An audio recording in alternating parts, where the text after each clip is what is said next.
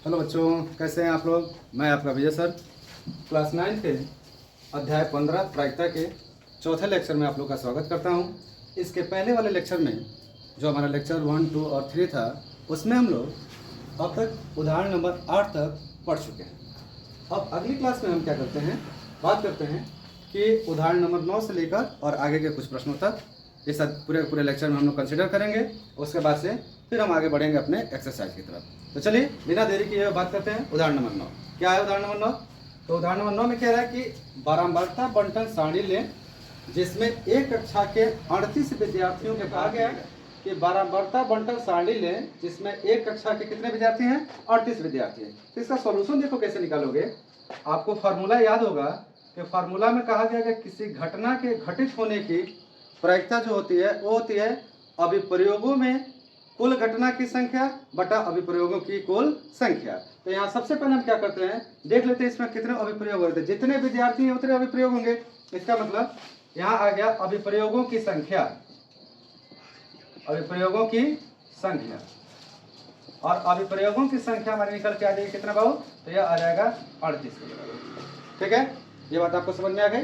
अब दूसरी बात, अब आते हैं प्रश्न कौन सा। प्रश्न क्या कर रहा है, देखिए यहाँ पे एक टेबल दिया हुआ है, यहाँ पे बच्चों के भार दिए हुए हैं और इस भार के कितने विद्यार्थी हैं वो दिया गया है।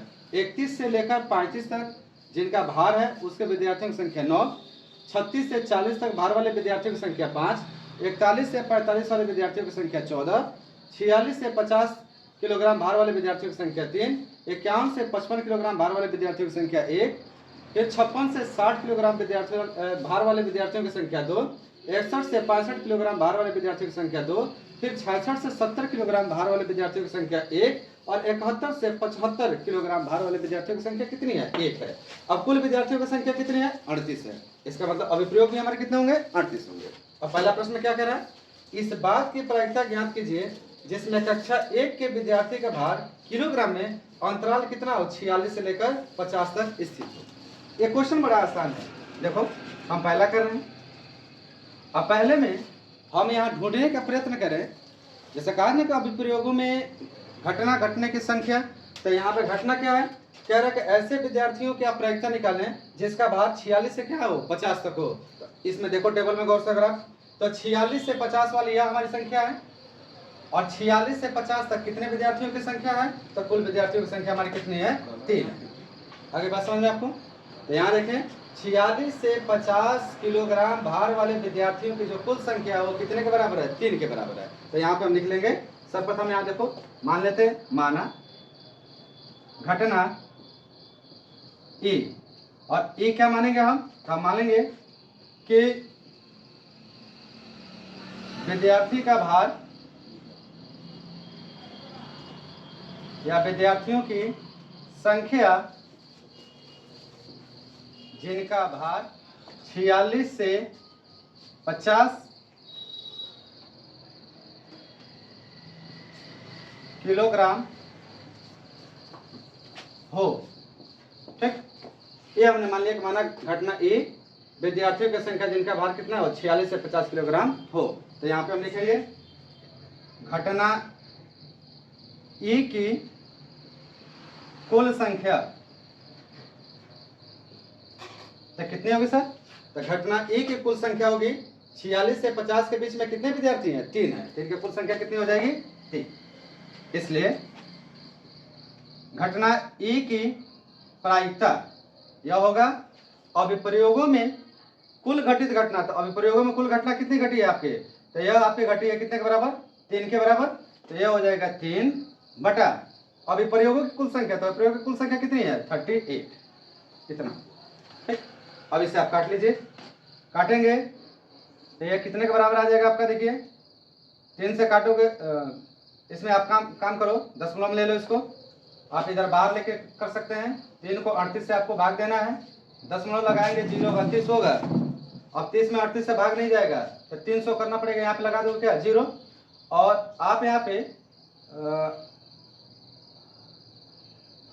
7 से गुणा करो तो 8 7 56 के 6 5 और 7 तरीके 21 और 21 5 कितना हो जाएगा? 26। घटाओगे यहाँ आ जाएगा 4 और यहाँ आ जाएगा आपका 9 में से 6 गया कितना? 3 और यहाँ आपका एक 0 हो जाएगा। तो यहाँ पे आगे कितना 0.7। अगर एक बार और भाग देना चाहते हो तो यहाँ पे 0 बढ़ा लो, और 0 बढ़ाओगे तो देखो कितनी बार जाएगा 9 बार। तो 9 8 72 के 2 7 और 9 3 27 और 27 और 7 क्या होगा 24, नहीं जाएगा 8 बार जाएगा ये। तो ये आपका 8 8 64 के 4 6 और 8 3 का 24 और 24 पर कितना हो जाएगा 30, घटाओगे तो कितना आ जाएगा, यहाँ आ गया 6 और यहाँ आ गया 3, बस इतना ही रहने दो। तो हमारी घटना 1.078 के आगे बात समझ में आपको। तो यहाँ से हम समझ सकते हैं कि घटना ई की प्रायिकता का मतलब क्या हुआ, विद्यार्थियों की संख्या जिनका भार कितना है 46 से 50, तो 46 से 50 किलोग्राम भार वाले वो सारे विद्यार्थी, उनकी प्रायिकता कितनी होगी, तो होगा 0.078 के बराबर। तो यहाँ से हमारा पहले का आंसर हो जाता है 0.078। अब दूसरा प्रश्न में देखो क्या कह रहा है। दूसरा प्रश्न आपका कह रहा है कि इस संदर्भ में आप ऐसी दो घटनाएं बताएं जिनमें एक की प्रायिकता हो 0 और दूसरे की प्रायिकता कितनी हो 1। अब ये बड़ा कमाल का कंसेप्ट है भाई, प्रायिकताएं 0 कब होती हैं, तो आपको बताया गया होगा शुरू के लेक्चर में कि ऐसी घटनाएं जो घटित ही ना हो, मतलब असंभव घटना, जो घटना घटित नहीं होती। अब जैसे कहें कि हमारा सूरज जो है वह पूरब से निकलने के बजाय कहाँ से निकल रहा है, पश्चिम से निकल रहा है, तो भैया सूरज पश्चिम से नहीं निकलता है, ये कैसी घटना है, असंभव घटना। और असंभव घटनाओं की प्रायिकता क्या होती है, शून्य होती है। तो हम क्या करते हैं, इस टेबल में एक ऐसे विद्यार्थी का भार लेते हैं जो भार इसमें मौजूद है ना हो। तो हमने कहा कि यहाँ देखो कहाँ से स्टार्ट हो रहा है, 31 से लेकर 35 तक। हम मान लेते हैं एक ऐसा विद्यार्थी जिसका भार कितना है 30 किलोग्राम है। तो देखो आप लिखोगे यहाँ पे, माना यदि किसी विद्यार्थी का भार 30 किलोग्राम हो तो इसकी प्रायिकता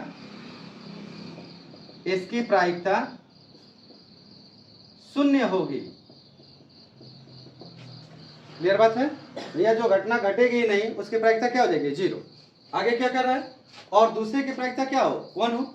अब दूसरे की प्रायिकता 1 कब होगी, तो एक ऐसा विद्यार्थी जिसका भार 30 किलोग्राम से क्या हो ज्यादा। अब कितना हो, तो जितनी हमारे अभिप्रयोगों की संख्या है। हम लिखें यहाँ पे, इसके लिए लिखेंगे तथा यदि किसी विद्यार्थी का भार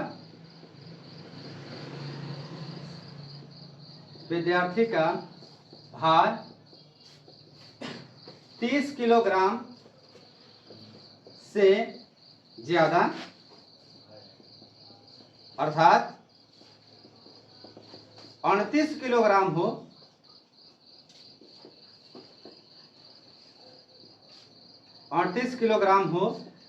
तो उस विद्यार्थी की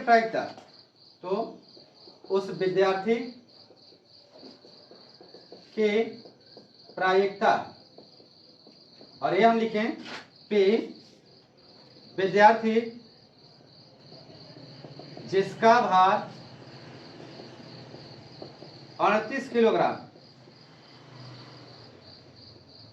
तो प्रायिकता कितना हो जाएगा भाई, तो ये हो जाएगा 38/38। अब कट के कितना दे देगा 1, तो इसका कितने के बराबर आ जाएगा 1 के बराबर आ जाएगा। तो इस प्रश्न में दो प्रकार के प्रश्न पूछे गए थे। एक प्रश्न था कि वो विद्यार्थी जिनका भार 46 से 50 किलोग्राम के बीच में है उनकी प्रायिकता कितनी है, तो उनकी प्रायिकता होगी 0.078। दूसरा प्रश्न में भी दो प्रश्न पूछे गए हैं कि ऐसे विद्यार्थी जिनकी प्रायिकता शून्य हो, तो भैया ऐसे विद्यार्थी जिनकी प्रायिकता शून्य हो, जिनका भार ही इसमें ना हो, तो उसमें हमने क्या ले लिया 31 से कम ले लिया, या यहाँ 75 से ज्यादा ले सकते हो, कोई भी ले सकते हो। तो उसे कंडीशन में इसकी प्रायिकता आ जाएगी 0, और जिसकी प्रायिकता 1 हो, इसका अर्थ है कि जितना अभिप्रयोग की संख्या है भार भी क्या होनी चाहिए, उतना ही होनी चाहिए। तो मेरे ख्याल से आपको ये बात समझ में आ गई होगी। तो चलिए 2 मिनट का समय देता हूँ, 2 मिनट के समय में आप इसे क्या करें, नोट कर लें। फिर हम बढ़ते हैं अगले उदाहरण नंबर 10 पे। तो इसके पहले हमने उदाहरण नंबर 9 देखा था, अब बात करेंगे उदाहरण नंबर 10 के बारे में। क्या कहता है 10? कहता है कि बीजों के 5 थैलों में से प्रत्येक थैले से 50 बीज या दक्षिया चुनकर उन्हें ऐसी मानकृत अवस्थाओं में रखा गया है जो अंकुरण के अनुकूल है। 20 दिनों के बाद प्रत्येक संग्रह में अंकुरित हुए बीजों की संख्या गिन कर नीचे दर्शाए अनुसार एक सारणी में लिखी गई है। थैला, पहले थैले में अंकुरित बीजों की संख्या कितनी है 40, दूसरे थैले में कितने हैं 48, तीसरे थैले में कितने हैं 42, चौथे में कितना है 39 और पांचवें में कितने हैं 41। अब आपसे पूछा है कि निम्नलिखित बीजों के अंकुरण की प्रायिकता क्या होगी। पहला, एक थैले में 40 से अधिक बीज, मतलब वो सारे थैले जिसमें 40 से अधिक बीज अंकुरित हुए हैं उनकी प्रायिकता क्या होगी। दूसरा, एक थैले में 49 बीज, ऐसा थैला जिसमें 49 बीज क्या हुए हैं अंकुरित हुए हैं उनकी प्रायिकता बतानी है। तीसरा, एक थैले में 35 से अधिक, मतलब वो कौन कौन से थैले हैं जिनमें 35 से अधिक बीज क्या हुए हैं अंकुरित हुए हैं। बहुत शानदार है, बहुत आसान भी है और बड़ा इजी है। मैं एक बार इसका पूरा सारांश आपको समझा देता हूँ। कुछ नहीं थैले हैं, अब 5 थैलों में से 50-50 बीज ले लिए गए, ठीक है। अब उन 50 बीजों में से 50 बीजों को क्या किया गया है, अंकुरित करने के लिए 20 दिन के लिए छोड़ दिया गया, ठीक है। अब उसमें कुछ जमेंगे, मतलब कुछ अंकुरित होंगे या कुछ अंकुरित नहीं होंगे। तो कह रहा है कि पहले थैले में से जो 50 लिए गए थे उसमें से 40 अंकुरित हुआ है, दूसरे थैले में से 48 अंकुरित हुआ है, तीसरे में से 42, चौथे थैले में से 39 और पांचवें थैले में से 41 क्या हुआ अंकुरित हुए हैं। तो उन्हीं के आधार पर आप प्रश्नों का क्या करना है, जवाब देना है। बहुत आसान है, बहुत सिंपल है। चलिए स्टार्ट करते हैं और सॉल्यूशन लिखते हैं।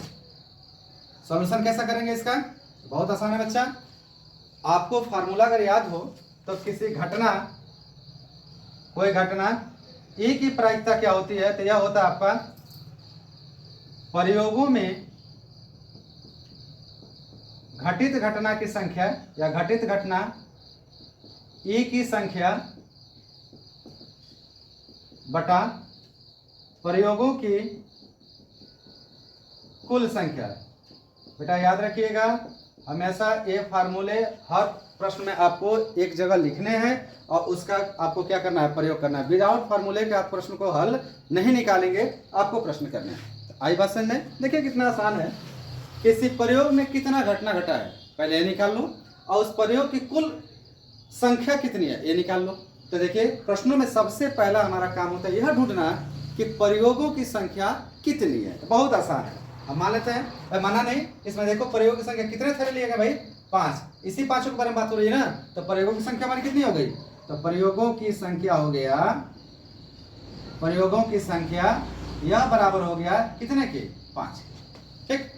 और 3 प्रकार की घटनाएं हैं, तो इन घटनाओं को इतना बड़ा बड़ा लिखने के बजाय हम मान लेते हैं। कैसे माने, माना घटना E1, तो E1 बराबर क्या होगा बाबू, तो E1 बराबर होगा थैले में 40 से अधिक बीज का अंकुरित होना।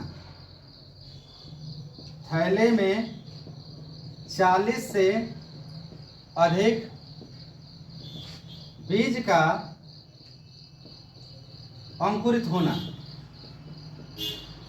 बीज का क्या हो जाना भाई, अंकुरित हो जाना या अंकुरण होना। ये पहली आपका घटना मान लिया गया। उसी प्रकार से घटना और दूसरे के लिए E2 हमने मान लिया। तो E2 में क्या कहेंगे, थैले में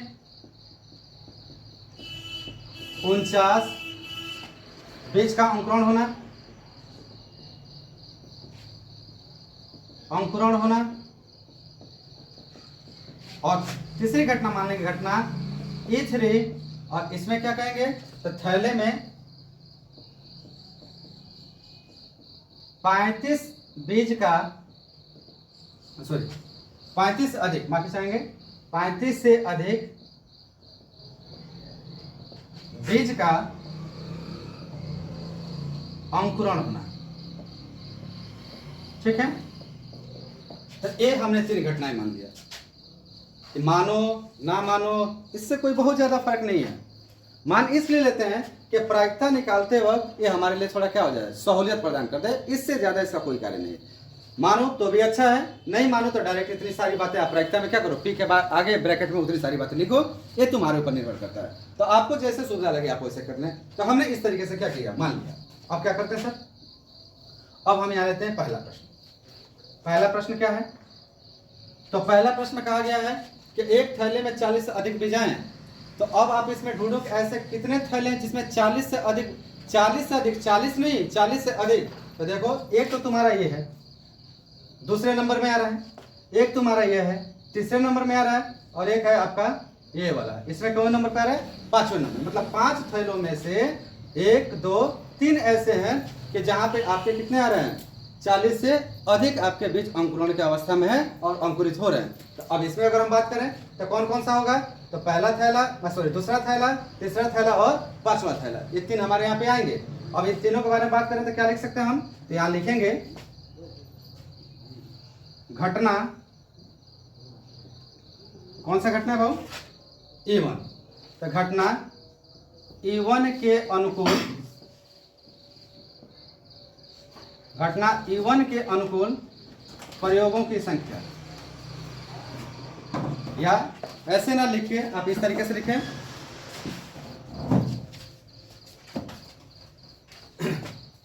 आप लिखें प्रयोगों में घटना E1 की संख्या। तो प्रयोगों में घटना E1 की संख्या कितनी होगी भाई? 1 2 3, 3 हो रहा है। इसलिए घटना E1 की प्रायिकता, E1 क्या है? तो E1 है हमारा थैले में 40 से अधिक बीज का अंकुरण होना। ये कितना हो जाएगा? तो ये हो गया प्रयोग में घटना E1 की आने की संख्या, तो ये हो गया 3।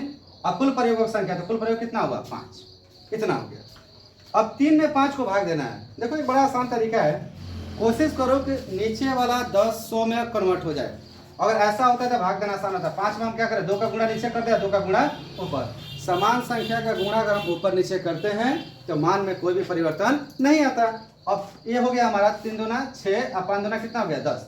10 से 6 में भाग दोगे, आंसर कितना आएगा? 0.6। तो यहाँ पे पहला प्रश्न का जवाब आपका आ गया। तो भैया पहला जो घटना हमारा E1 है जिसमें कितने 40 से अधिक बीज अंकुरण होगा, उसकी प्रायिकता कितनी है? वो है 0.6।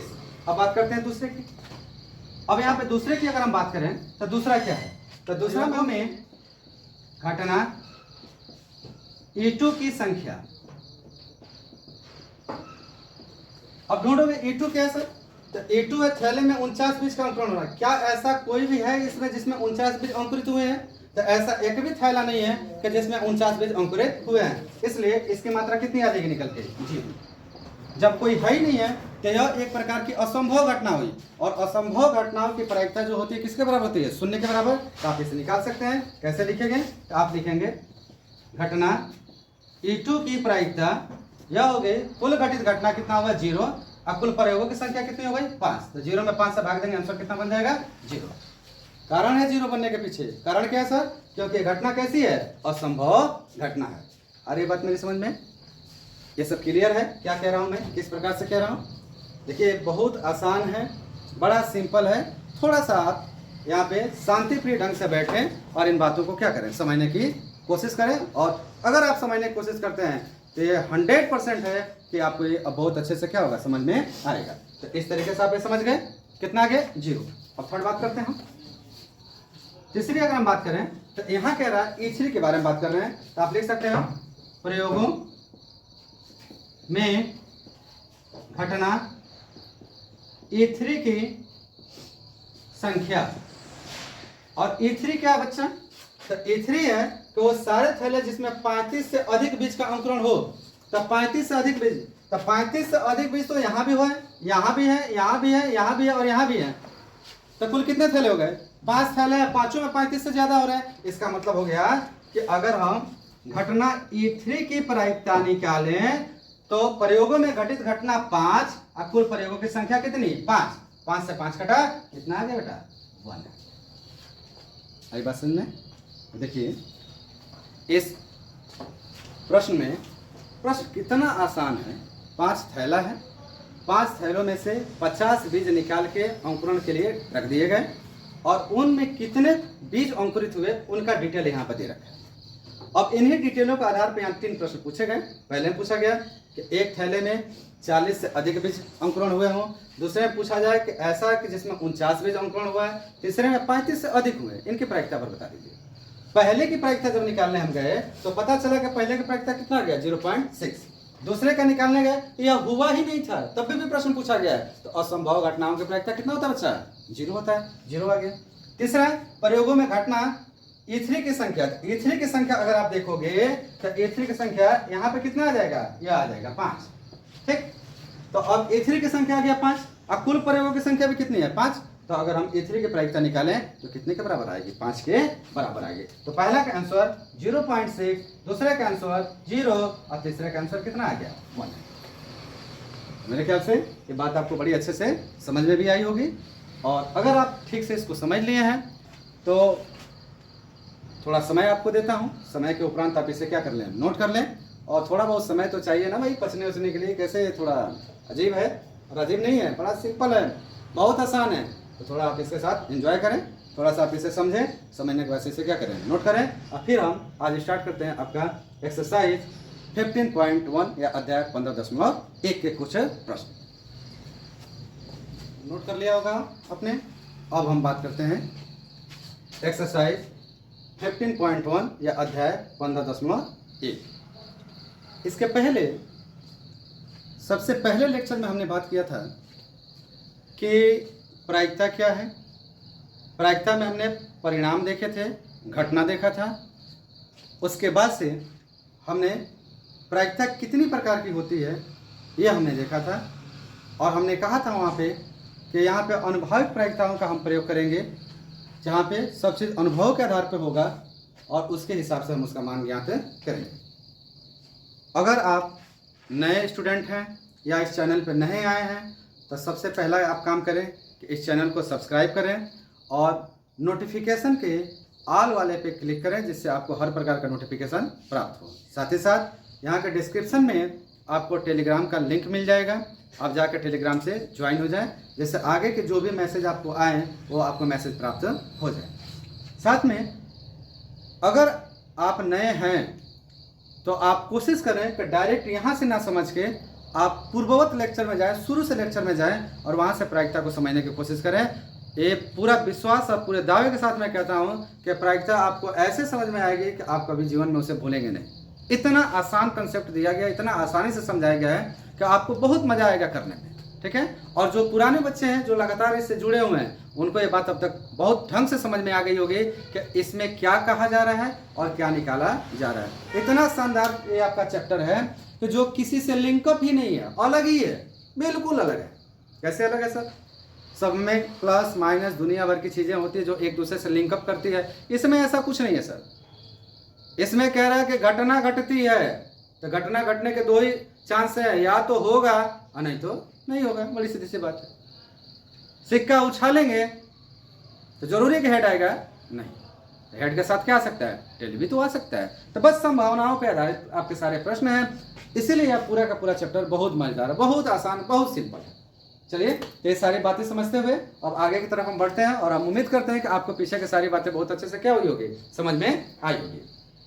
अब आगे हम बात करते हैं एक्सरसाइज का पहला प्रश्न। क्या कह रहा है? एक क्रिकेट मैच में एक महिला बल्लेबाज, यहाँ पे एक महिला बल्लेबाज है जिसके द्वारा खेली गई 30 गेंदों में 6 बार चौका मारती है। चौका न मारे जाने की प्रायिकता क्या करिए, ज्ञात कीजिए। भाई अब तक तो डायरेक्ट पूछा गया था कि एक घटना हो रही है उसकी प्रायिकता बताएं। यहाँ कह रहा है कि जो हो ही नहीं रहा है उसकी प्रायिकता बताएं। मतलब क्या कहने का तात्पर्य है?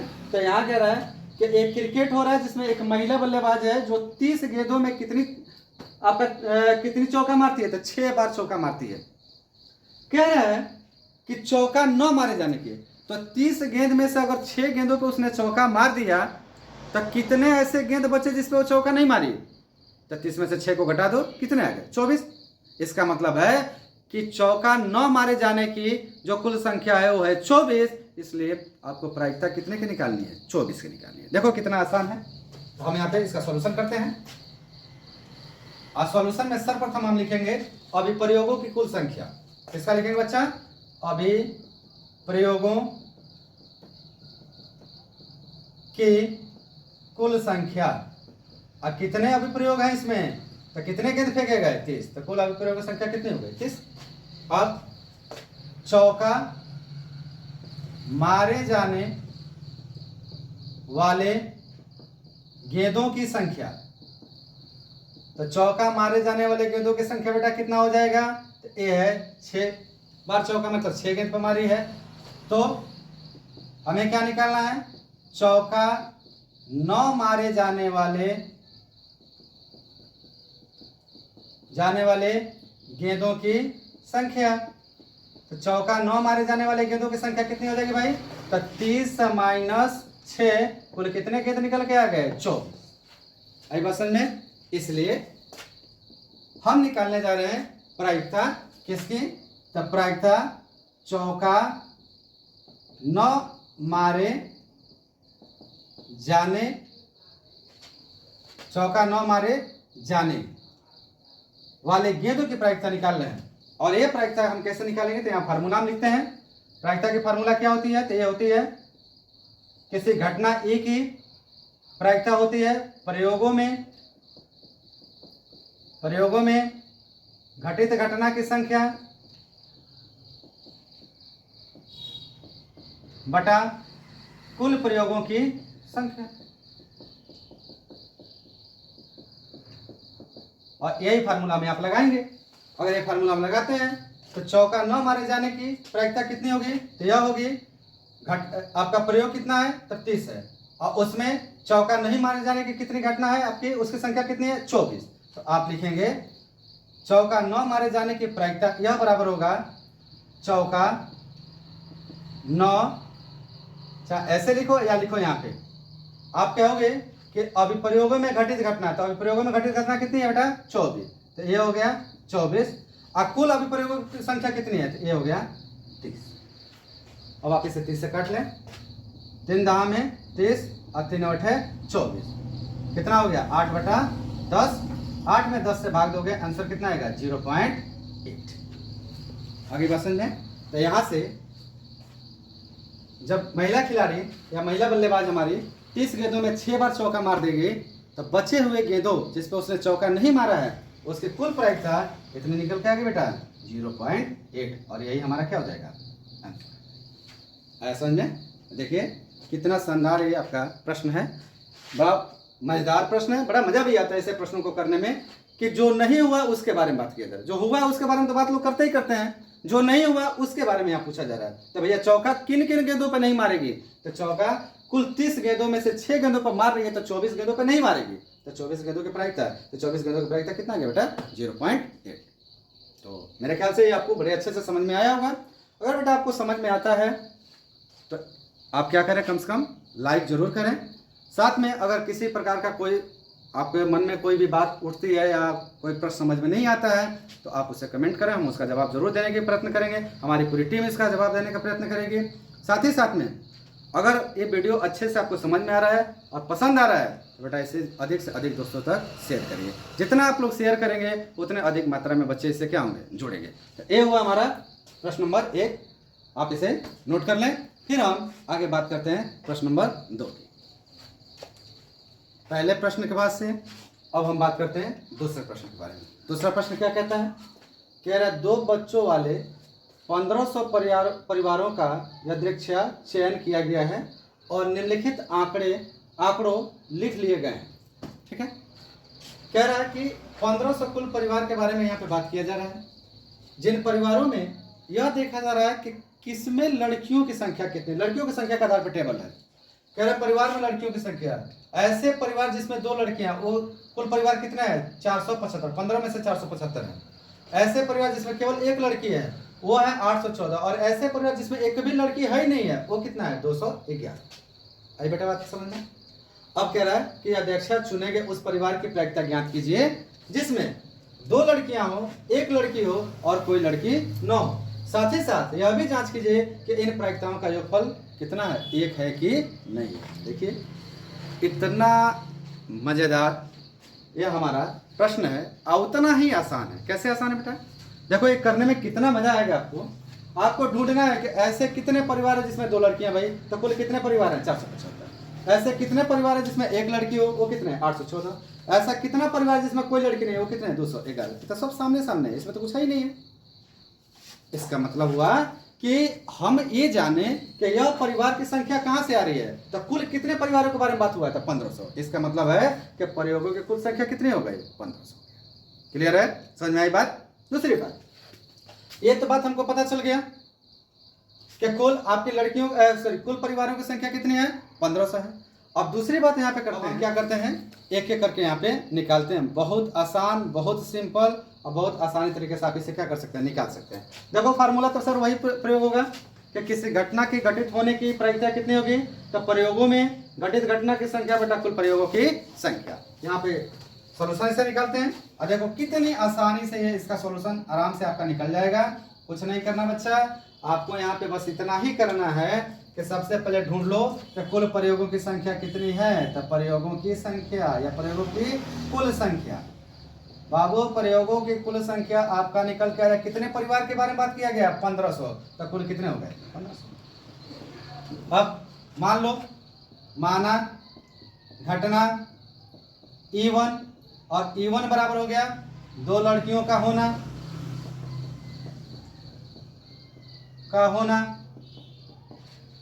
घटना E2 एक लड़की का होना, घटना E3 कोई लड़की ना हो।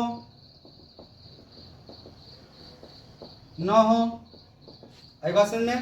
तो इसके आधार पे अगर हम प्रायिकता निकालें तो कैसे निकालेंगे, तो पहला निकालें आप यहाँ पे। अब पहला कह रहा है कि दो लड़कियों के होने की प्रायिकता, तो आप यहाँ पे लिखें प्रायिकता 2 लड़कियों को होने की निकालनी है ना, तो उसका पहले आप निकाल लो कि घटना E1 संख्या का मतलब हुआ 2 लड़की वाले ऐसे कितने परिवार हैं, तो 475 हैं। इसलिए घटना E1 की प्रायिकता, तो E1 की प्रायिकता हो गई 475, अब बटा कितना भाई, कितना है टोटल, 1500। ठीक है, काट लो आप इसे, 15 से काटो, तो 15 से काटोगे तो 100 बार में ये कट जाएगा। अब 15 3 आए 45, बचेगा 25, नहीं 15 से मत काटिए, आप इसे रुक जाइए। हमेशा पहले 5 से काटते हैं, 5 3 आए 15, 300, और ये काटो 5 9 45 और 5 25। अब आप काटिए इसे 3 से काटिए, तो 3 से काटेंगे तो ये 100 बार में कटेगा, और इसे काटिए 3 3 का 9, 3 एकम 3, कितना बचेगा 2 20, 3 छके 18, 3 छके 18 20, 3 छके 18। या तो काटो या इतना ही रहने दो, और ये हो जाएगा आपका, नहीं अगर काटेंगे हम तो ये हमारा हो जाएगा 95/300, इतना। ठीक, अब उसके बाद से दूसरे के बारे में बात करें हम। दूसरा अगर यहाँ पे लें, दूसरा क्या रहा है, घटना E2 की कुल संख्या, घटना E2 की कुल संख्या, और घटना E2 की कुल संख्या कितनी है भाई, E2 क्या है, एक लड़की का होने का कितना है, 814 परिवार, ऐसे परिवार है जिसमें केवल एक लड़की है। इसलिए घटना E2 की प्रायिकता मतलब एक लड़की होने की जो परिवार है उनकी प्रायिकता कितनी होगी, तो यह होगा घटना E2 की संख्या, तो 814 बटा कितना, 1500 होगा ना। आप चाहते तो इसको भी ऐसे ही रखते, वैसे ही रख लीजिए, बात के लिए आपके लिए आसान हो जाएगा, काटेंगे पीटेंगे नहीं, बात के लिए आसान हो जाएगा। ये आएगा आपका 475 बटा 1500। ठीक, अब आइए तीसरे पे। तीसरा क्या कह रहा है यहाँ पे सर, तो तीसरा हमारा कह रहा है, तीसरे की बारी आ रही है, कोई लड़की ना हो, तो घटना E3 की संख्या या E3 की कुल संख्या, तो E3 की कुल संख्या जो निकल के आएगी वो कितने परिवार है, 211, इतने परिवार है। अब मैं थोड़ा इधर कर देता हूं, ध्यान से देख लीजिएगा। तो इसलिए घटना E3 की प्रायिकता, तो E3 की प्रायिकता जो हो गई हो गया 211 बटा 1500। ठीक है, तो यहाँ पे देखो 3 घटनाएं आई हमारे पास। एक घटना E1 2 लड़की के होने, तो 2 लड़की के होने की प्रायिकता कितनी निकल के आ गई, 475 बटा 1500। एक लड़की के होने की प्रायिकता कितनी निकल के आ गई, तो 814 बटा 1500। और एक भी लड़की ना हो उसकी प्रायिकता निकल के कितनी आ गई, 211 बटा 1500।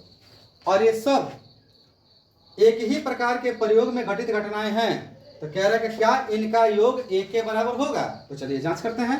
अगर हम जांच करें तो जांच में क्या प्राप्त होगा हमारा, तो जांच का मतलब हो गया कि PE1 plus PE2 plus PE3, और इन तीनों को जोड़ के देखें कि मान कितना आ रहा है। तो P1 कितना बच्चा, तो P1 है हमारा 475/1500। Pe2 कितना आपका, तो 814/1500। और Pe3 कितना है, तो 211/1500। अब सबका हर कैसा है आपस में समान, तो यहाँ अगर समान है तो यहाँ पे तो आ गया 1500। ऊपर 475 प्लस 814 प्लस 211। आप जानते हैं कि अगर हर समान होते हैं तो अंश आपस में क्या कर दिए जाते हैं, जोड़ दिए जाते हैं। अब जोड़ो, ये हो गया 4 1 5 5 5 10 का 0, 1 1 2 2 1 3 7 3 10 का 0, 1 2 1 3 8 3 11 11 4 15। तो 1500/1500, 1500 से 1500 काटोगे कितना देगा बेटा, 1। क्या कहेंगे, कहेंगे कि यह भी जांच कीजिए कि इन प्रायिकताओं का योगफल कितना है। तो आप कहेंगे अर्थात प्रायिकताओं का योगफल